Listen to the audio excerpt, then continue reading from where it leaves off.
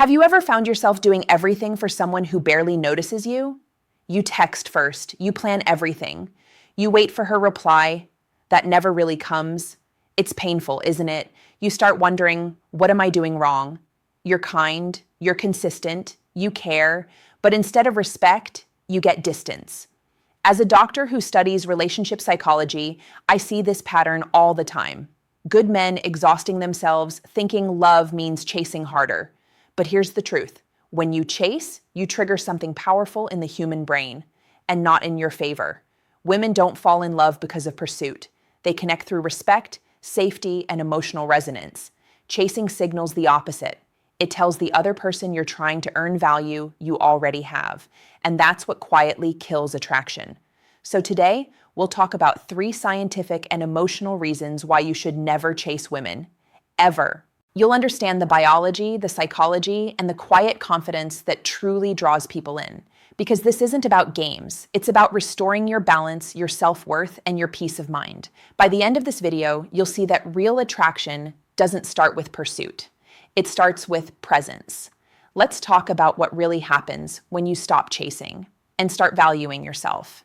Most people think attraction is built through effort. You try harder, you show up more, you prove your loyalty. But somehow the more you give, the more distant she becomes. It's confusing because everything around you says that love requires action.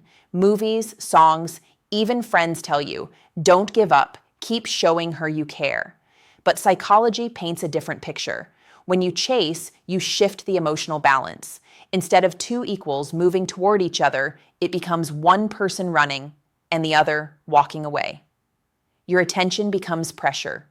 Your interest starts to feel like expectation. And deep down, that pressure doesn't feel like love. It feels like demand. This dynamic doesn't just affect attraction. It affects your confidence, your health, even your sense of identity. You begin to tie your self-worth to someone else's reaction. If they reply, you feel relief. If they don't, you feel rejection. That emotional roller coaster can lead to stress hormones like cortisol rising in your body. Your sleep changes, your focus drops. You start losing energy, physically and emotionally. And here's the hidden cost. When your mind stays fixated on someone who's not reciprocating, your brain can't process connection properly. It starts confusing desire with validation. You don't actually want her anymore. You want to win. It's not love at that point. It's survival instinct. So if you've been chasing someone and feeling empty, it's not because you're weak. It's because your brain and body are trying to tell you something. This dynamic is out of balance. But the good news is you can reset it. You can stop chasing without losing your heart. You can rebuild attraction by grounding yourself in calm confidence. In a moment, I'll show you exactly how, through science, psychology, and a little self-respect.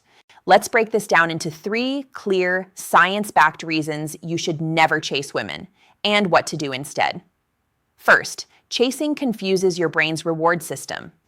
When you chase, your brain releases dopamine, the chemical that drives motivation and pursuit. It's the same neurochemical that spikes when you gamble or check your phone. You start craving small signs of attention, a text, a smile, a compliment. But here's the problem. Your body begins to associate uncertainty with excitement. That means instead of feeling calm love, you feel anxious attachment. You're no longer connecting. You're seeking relief from tension. The more unpredictable she becomes, the more your dopamine spikes. It tricks you into believing you're falling deeper in love. But in reality, you're becoming emotionally addicted. When that happens, your sense of value slips away. You stop making clear decisions. You start trying to win instead of seeing whether the relationship is even right for you. The healthy alternative? Pause. Breathe. Remind yourself, attraction grows from peace, not panic. Every time you feel the urge to chase, redirect that energy inward. Do something physical. Lift weights, run, take a cold shower. That resets your dopamine naturally and helps you reclaim your balance. When your nervous system calms down, your confidence returns. And interestingly, that's when genuine attraction often starts to rebuild. Second, chasing shifts. The power of perception. Human relationships are built on mutual value. When one person chases and the other retreats, it sends a subtle psychological message. I value you more than myself. This isn't arrogance, it's biology. In evolutionary psychology, people are naturally drawn to stability and self-assurance. When you chase excessively, your brain signals scarcity. It's like telling her, "You're the prize and I'm the pursuer." But attraction doesn't thrive in imbalance. It thrives in equality. If a woman senses that you're trying to earn her approval, she might unconsciously pull back, not out of cruelty, but because deep emotional safety comes from someone who values themselves. So instead of chasing, mirror her pace. If she texts, reply kindly but without urgency. If she seems distant, give her space without resentment. That calm restraint shows maturity. It tells her, "I like you, but I'm okay either way." That's powerful. Because real strength isn't about control. It's about emotional regulation. When you stop chasing, you create space for respect. And respect is what allows attraction to breathe. Third, chasing damages emotional polarity. In every relationship, there's a natural rhythm, the balance of masculine and feminine energy. Masculine energy creates direction and purpose. Feminine energy responds through connection and flow. When you chase constantly, that polarity reverses. Instead of leading calmly, you start reacting emotionally. And the other person, sensing that imbalance, unconsciously loses attraction. That's why sometimes when you stop chasing, everything changes. You begin showing up differently, quieter, stronger, more present. You speak less, but what you say carries more weight. That presence activates something deeper, emotional resonance. It's not about ignoring someone or playing games. It's about being grounded enough to let the other person choose freely. If she values you, she'll come closer. If she doesn't, you'll still be whole. Here's a simple exercise I often teach my patients. When you feel the urge to chase, pause and ask, am I acting from love or from fear? If it's fear, fear of losing, of being alone, of missing out, breathe through it. You don't need to act on fear. Let it pass. The more you practice this, the more emotional strength you build.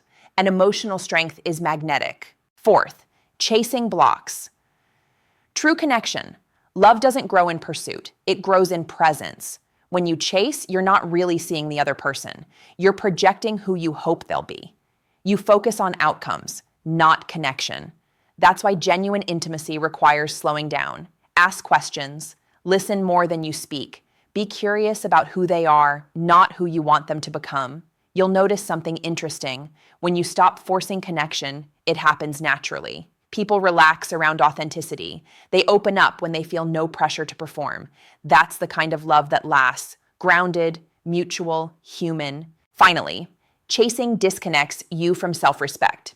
Every time you chase, you send a small message to your subconscious. I'm not enough as I am. Over time, that belief becomes heavy. But your value isn't negotiable. It's not something you earn by proving, fixing, or convincing. It's something you remember. So here's a gentle reminder. Love doesn't require chasing. It requires self-respect, emotional balance, and clarity. When you carry those qualities, you attract people who see your worth effortlessly. Take care of your energy. Your peace is not a bargaining chip. It's your foundation. Let's take a moment to bring everything together. If you've ever chased someone who didn't meet you halfway, I want you to know that experience can be deeply humbling.